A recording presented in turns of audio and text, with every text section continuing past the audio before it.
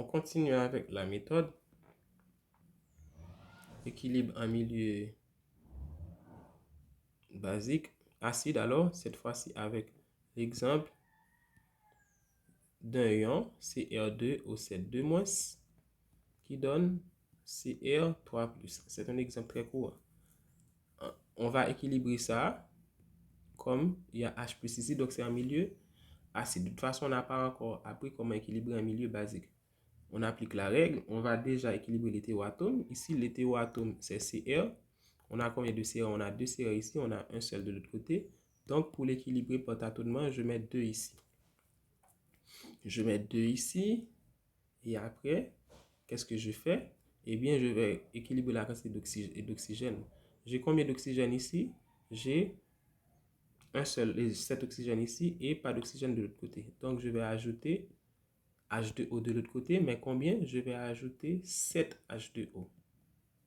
Parce que lorsque j'ajoute 7 H2O, ça me fait combien de O? Ça me fait 7 O. Et donc, j'ai la même quantité qu'on avait à gauche, 7 O.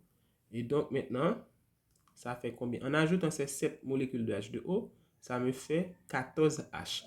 Donc, je viendrai ajouter ici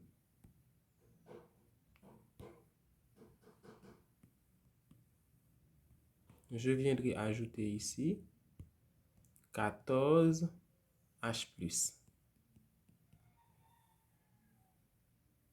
Après, je vais contrôler maintenant la charge.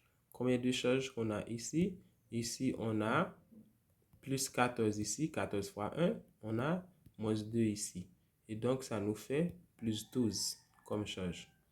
Alors qu'ici, on a 2 fois 3 qui est ici qui fait plus 6. Et ici, on n'a pas de charge, donc plus 0 qui fait 6. Et donc, on a beaucoup plus de charge à gauche. Et donc, on va ajouter des électrons et on va les ajouter à gauche. Quelle est la quantité d'électrons qu'on doit ajouter? La quantité, c'est charge en valeur absolue, charge à gauche, moins charge à droite. Donc, on doit ajouter 6 électrons. Donc, je vais ajouter les électrons soit ici, soit ici. De toute façon, l'addition étant commutative, la place n'a pas vraiment d'importance. Donc, par exemple, pour une question d'espace, j'ajoute les électrons ici.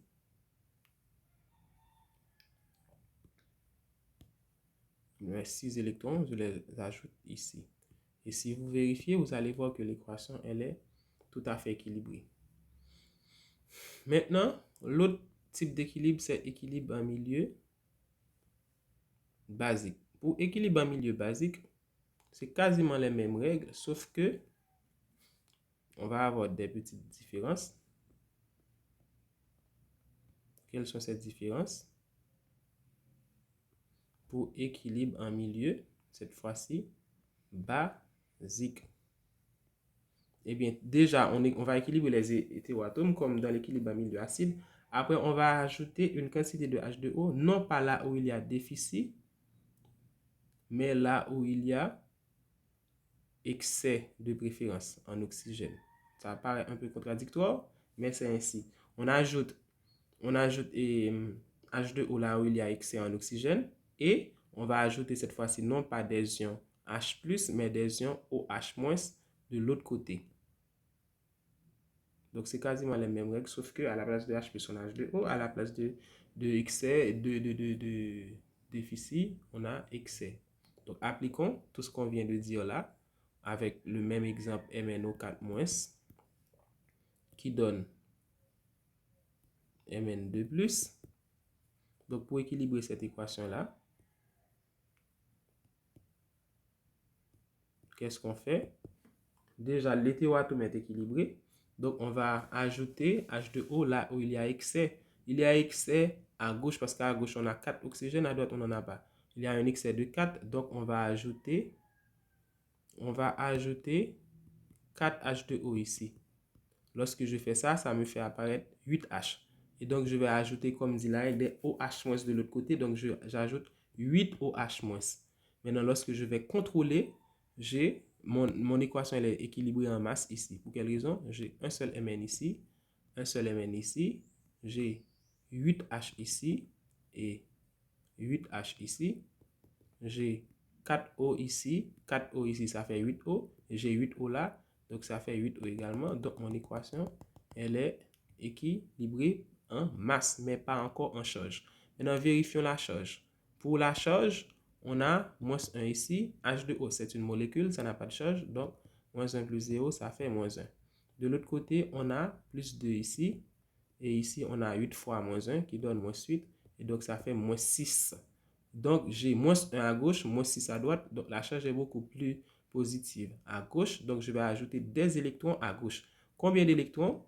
La formule, c'est la quantité en valeur absolue, la quantité qu'on a à gauche, moins la quantité qu'on a à droite. Donc, ça fait moins 1, moins 6, qui fait moins 1 plus 6, qui fait en valeur absolue qui donne 5. Donc, je dois ajouter 5 électrons ici et mon équation, elle est complètement équilibrée, donc à la fois en masse et en charge. Maintenant, pour terminer, appliquons le même procédé à cette équation-là. Cr2 O7 en milieu basique. Donc, dès que je mets OH- ici, c'est un milieu basique qui donne Cr3+. D'après la règle, on équilibre les hétéroatomes. Donc, je mets 2 ici pour équilibrer Cr. Après, je vais ajouter H2O là où il y a excès. Il y a excès de 4 oxygènes ici, de 7, désolé. Donc, j'ajoute 7 H2O ici. Ça me fait 14 H. Donc, je vais être obligé d'ajouter 14 OH- ici. Maintenant, je vais contrôler la quantité de charge. Pour charge, on a quoi? On a 0 ici. On a moins 2 ici. Donc, ça fait une charge de moins 2. Ici, on a plus 6. Ici, on a moins 14. Plus 6 moins 14, ça fait moins 8. Et donc, on a moins 2 ici, moins 8 ici. La charge est beaucoup plus positive à gauche, car moins 2 est supérieur à moins 8. Et donc, je vais ajouter une quantité d'électrons. Cette quantité d'électrons-là, c'est Q électrons égale à la valeur absolue de moins 2, moins 8, qui donne moins 2 plus 8, qui donne 6. Donc, je dois ajouter 6 électrons ici. Donc, je viens ici, j'ajoute mes 6 électrons. Et mon équation, elle est complètement équilibrée.